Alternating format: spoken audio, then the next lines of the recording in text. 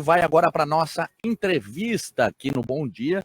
Nosso entrevistado é Mário Bendetson, jornalista e intérprete que fala direto de Israel.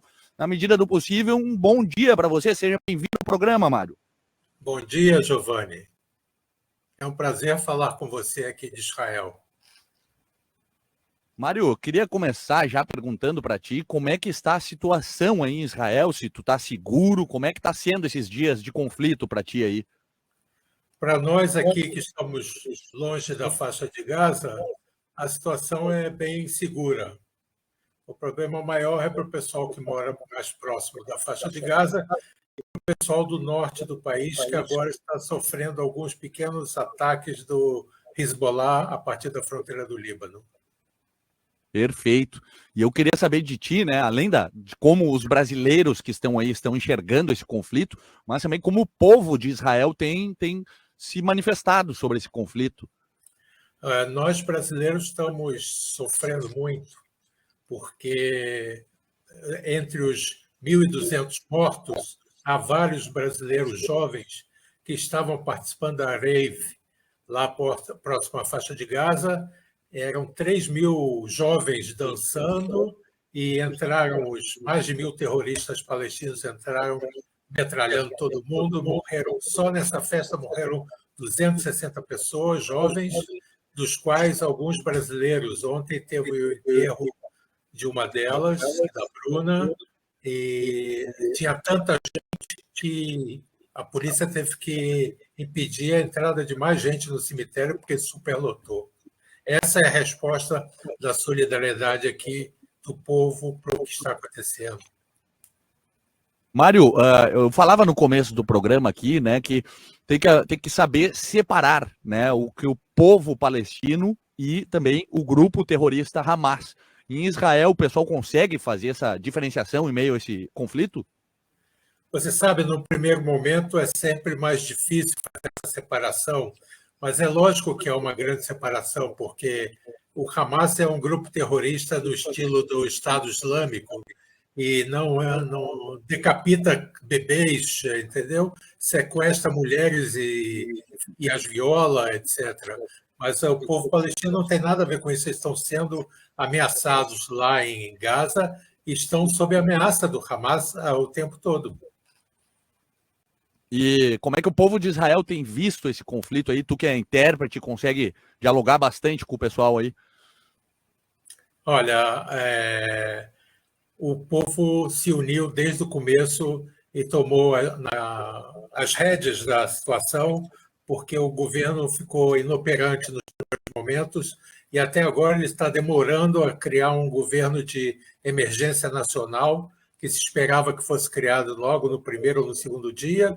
Hoje já é o quinto dia, agora, neste momento que eu estou falando com você, está havendo uma reunião entre o principal líder da oposição e o Benjamin Netanyahu, que é o primeiro-ministro, para tentar forçar a criação desse governo de emergência nacional para enfrentar a situação. E a pronta resposta, né? Israel começou uma resposta, entre aspas, ao grupo terrorista Hamas, né? Com bombardeios, também planejando aí invasões por terra também. E, ao mesmo tempo, a gente viu que foram convocados 300.000 reservistas. Será que isso chega para combater o Hamas e também o Hezbollah daqui a pouco? Já aumentaram, Giovanni, já aumentaram para 360.000. E, por enquanto, quem tem feito toda a ação praticamente é a Força Aérea. Os bombardeios estão lá, a população de Gaza é avisada o tempo todo por telefone para que saiam de lá, para que se dirijam à fronteira com o Egito. Israel vai fazendo aquilo tudo. Já foram destruídos mais de 1.200 alvos do Hamas dentro da faixa de Gaza. E se espera que isso ainda vai continuar a acontecer. Agora a cerca voltou a ser reconstituída, já não há mais entrada de nenhum terrorista palestino dentro de território israelense. Perfeito. E eu conversei com alguns brasileiros que moram em Israel e muitos deles disseram, né? Eu perguntei sobre a questão da ajuda do governo, a vontade deles de saírem de Israel, voltarem ao Brasil nesse momento. E muitos deles, por dizerem que Israel é a terra dos judeus, né? eles se recusam a voltar ao Brasil. Eles querem ficar lá e ajudar, inclusive, numa possível luta armada. Isso se reflete como em Israel? Olha, realmente por exemplo, no meu caso, eu me sentiria como um covarde se eu decidisse sair daqui agora, no momento em que todo o Estado, todo o povo está passando por essa situação difícil. Porque todos aqui estão colaborando com doações de mantimentos, de roupas, de brinquedos, porque, entenda bem, as casas em volta de Asa foram todas destruídas. Nos kibbutzim, nas colônias agrícolas todas, foram destruídas, porque os terroristas entravam e tacavam fogo nas casas para obrigar o pessoal a sair de dentro dos abrigos. Então, essas casas foram destruídas, essas pessoas ficaram sem dinheiro, sem comida, sem mantimentos, sem nada. A maioria foi levada para 2 cidades longe de lá, e a outra no Mar Morto, para se recuperarem, mas precisa repor todas essas coisas, precisa reconstruir todos esses lugares que foram destruídos e queimados. Eu não sei se tu está acompanhando as notícias aqui no Brasil, Mário, mas temos muitas lideranças políticas de esquerda que usam do artifício, né, da causa palestina e essa coisa histórica que existe entre Palestina e Israel para, né, defender o ataque terrorista que o Hamas está fazendo em Israel. Como é que vocês recebem essas notícias, vocês brasileiros, eu digo aí em Israel? A gente fica muito triste com isso e até com certo nojo, perdão por usar uma palavra mais forte, mas é porque eles não sabem separar o que é o Hamas do que são os palestinos. Isso não tem nada a ver com a causa palestina. Eles não estão contribuindo em nada com essa causa palestina quando eles entram e matam 1.200 pessoas, civis, crianças, jovens, velhos, de todo tipo. Então, isso não tem a ver com a questão palestina, tem a ver com o Hamas, que é um grupo terrorista financiado pelo Irã e que funciona nas bases do Estado Islâmico. O Irã também, que aparentemente parece ter em posse bombas atômicas. Isso não assusta um pouco a população aí? Olha, por enquanto o Irã não tem bombas atômicas, segundo nós temos informação aqui. Ele está tentando, mas não tem. Agora, ontem à noite, o discurso do John Biden, presidente dos Estados Unidos, ele deixou bem claro de que ele não vai admitir nenhuma intervenção, nenhum aproveitamento dessa situação para que o Hezbollah ou o Irã tomem partido disso e façam alguma coisa contra Israel. Foi, assim, um discurso muito bonito para Israel e reforçando o apoio irrestrito dos Estados Unidos ao Estado de Israel. Tem muita gente, Mário, aqui no Brasil, que comenta que o pior momento desse conflito pode ser com o envolvimento do Hamas, justamente por esse fortalecimento, esse apoio do Irã. Isso se reflete aí em Israel, esse temor? Você está falando do Hezbollah. Isso. O Hezbollah está fazendo alguns pequenos ataques lá no norte, mas está se segurando. O que os entendidos em segurança aqui, pelo que eu estou vendo nos noticiários aqui, porque a televisão está desde sábado direto em noticiário, não tem uma propaganda só. É o noticiário desde sábado até agora, com painéis, com especialistas e tudo. E esses especialistas disseram que quanto mais forte for o ataque de Israel a Gaza, mais isso vai servir como um fator de dissuasão para o Hezbollah no Líbano. Então, é nisso que nós estamos apostando agora. E também tem uma grande questão, né? Eu sempre, ontem comentava aqui com o nosso decano, Jurandir Soares, que é um especialista em jornalismo internacional, que sempre quando eu falo em Hamas e Hezbollah, eu me lembro, né? Na minha cabeça eu faço a referência com a Al-Qaeda e o Talibã, que também foram movimentos terroristas e extremistas que foram financiados por grandes potências. É o caso do Hamas? É o caso do Hamas, claro. Ele recebe mensalmente dinheiro do Catar. O Catar manda mensalmente milhões de dólares para eles. E Israel, em princípio, aceitou que esse dinheiro entrasse porque eles achavam que, enquanto eles estavam recebendo dinheiro e tudo mais, a situação seria mais palatável para eles. Mas, no final das contas, se revelou que estava totalmente enganado essa perspectiva, essa política.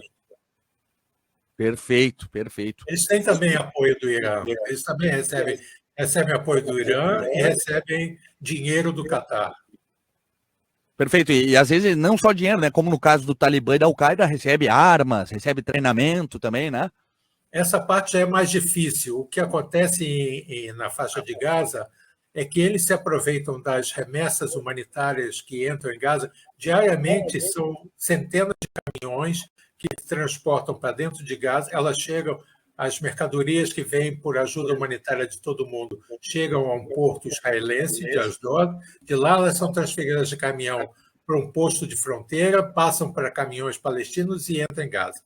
Muito material de construção entra nessas remessas humanitárias. E é essa ajuda humanitária, esse material de construção, que é utilizado os canos para fazer foguetes e o cimento para construir túneis numa pretensa tentativa de invadir Israel pelo subsolo. Perfeito. E há quanto tempo tu está em Israel, Mário? Vou fazer 29 anos. 29 anos. E nesses 29 anos, a gente sabe que essa história entre Israel e Palestina, né, é um conflito meio histórico, assim, né?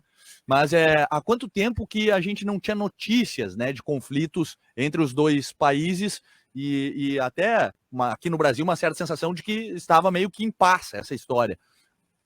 De fato isso aconteceu? Olha, toda hora tem pequenos conflitos, pequenas rodadas de ataques de um lado e de outro. Quer dizer, normalmente não temos tido nenhum problema com a parte, vamos dizer, da Cisjordânia, da autoridade palestina em si.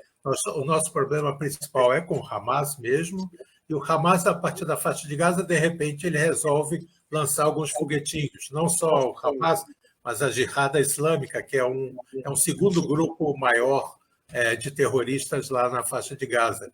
E eles começam a disparar foguetes contra as cidades vizinhas. Perdão. E essas cidades vizinhas são atingidas o tempo todo. A cidade de Sderot é a mais atingida. É uma cidade que até ponto de ônibus, parada de ônibus na rua, tem abrigo antiaéreo. É uma cidade super atingida. E quando eles começam a atacar, chega a um certo nível que Israel, então, responde. Ultimamente, Israel não tem aceitado um só foguete. Se lançam um foguete, a resposta da Força Aérea é imediata. Mas agora houve uma coisa totalmente nova. Houve um ato terrorista, o maior ato terrorista desde o Holocausto contra os judeus, em que 1.200 judeus israelenses foram assassinados a sangue frio por terroristas do Hamas. Entraram em Israel, penetraram em Israel e conseguiram perpetrar esse morticínio terrível. Imagina, num país de 9 milhões de habitantes, você ter 1.200 mortos. Para você ter uma ideia, uma perspectiva, aqui durante o Covid, durante 3 anos de Covid, morreram 600 pessoas. Então, agora morreram o dobro de pessoas num só dia. É muito triste. Realmente. Ontem dei entrevista a uma TV brasileira e eu não conseguia controlar minhas lágrimas. Eu imagino. Deixa eu te perguntar, Mário, a gente também ouviu muitos especialistas aqui desde o início desse conflito, desse ato terrorista, né? Não dá para chamar de conflito, é um ato terrorista. A gente ouviu muitos especialistas, pessoas que estão em Israel também, assim como tu, e muita gente diz que Israel, apesar de ter aí uma das melhores inteligências, né, do mundo, com o Mossad, muita gente diz que Israel foi pega de surpresa nesse ataque. Isso, de fato, aconteceu? Sim, foi uma grande surpresa, foi uma tremenda falha da inteligência, uma tremenda falha desse governo. Mas a gente tem um acordo tácito dessas coisas, a gente só discutir depois que terminar a guerra, porque agora não é hora de procurar culpados, porque isso não vai ajudar em nada. Agora é hora de união nacional e de enfrentar um inimigo comum e derrotar ele o mais rápido possível. A gente viu países até de regime de esquerda, como o caso da Rússia aí, né, se manifestando contra o que o Hamas fez. Vocês esperam aí em Israel a ajuda de outras grandes potências, como o próprio Estados Unidos, Rússia, enfim, que tem um grande poder bélico para derrotar esses grupos terroristas que estão tentando atingir Israel?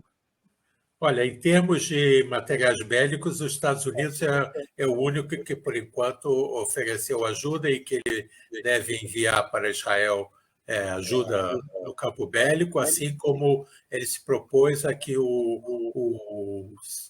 a inteligência americana ajudasse a inteligência israelense na localização dos sequestrados. Há cerca de 130 sequestrados israelenses dentro da faixa de Gaza. Entre eles, não são todos israelenses. Eu soube agora, tem 15 tailandeses, tem 14 americanos. Então, tem gente de todos os tipos nesse grupo. Então, a inteligência americana ficou de ajudar a inteligência de Israel para localizar esse pessoal e tentar resgatar. Os outros países, o que importa é o apoio tácito, esse apoio de que nos deem liberdade também de agir para tentar acabar com o Hamas, assim como os Estados Unidos conseguiu acabar com o ISIS, com o Estado Islâmico, com o Daesh. Assim, a gente espera que o Hamas também vá acabar com essa guerra. Perfeito. Nosso entrevistado de hoje aqui no Bom Dia, Mário Bendetson, jornalista e intérprete, falando direto de Israel. Espero aí que fique em segurança e que logo vivamos aí dias melhores, né, Mário? Amém. Que haja paz. Muito obrigado pela entrevista e desejo aí dias melhores, exatamente. Muito obrigado, Giovanni. Um bom dia para vocês. Grande abraço. Nosso